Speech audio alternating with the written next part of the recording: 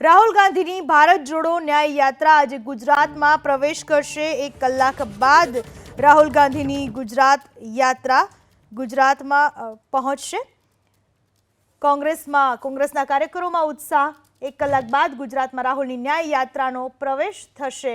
કોંગ્રેસના કાર્યકરોમાં આનંદ જોવા મળી રહ્યો છે। તૈયારી કરવામાં આવી છે કોંગ્રેસી કાર્યકરોએ।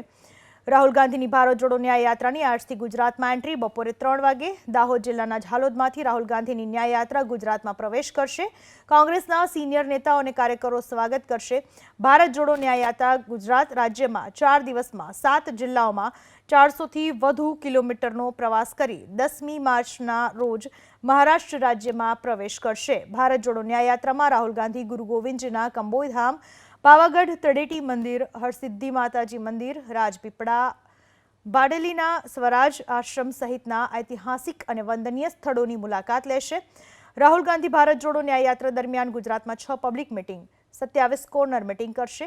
70થી વધુ સ્વાગત સ્થળોએ રાહુલ ગાંધીનું સ્વાગત થશે તથા શહેરી વિસ્તારમાં પદયાત્રા કરશે રાહુલ ગાંધી।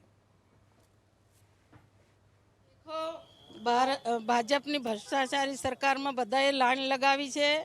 એ લોકો બધા ભ્રષ્ટાચાર કરતા હશે એને દબાવવા માટે અને CR પાટીલ એને પેલા વોશિંગ મશીનમાં નાખી દેશે એટલે સફાઈ થઈ જશે, સફેદ થઈ જશે।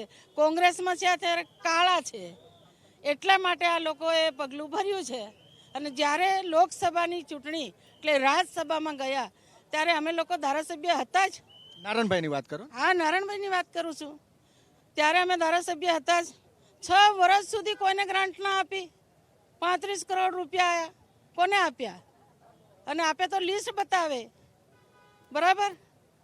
વાપરા તો હશે ને, ક્યાંક તો ગયા હશે। એ તો હવે એમની પાસે તમે માંગો, તમારો વિષય છે, મીડિયાનો વિષય છે, અમારો વિષય નહીં। અમે તો તમને કહી દીધું કે 35 કરોડ આયા એ ક્યાં ગયા?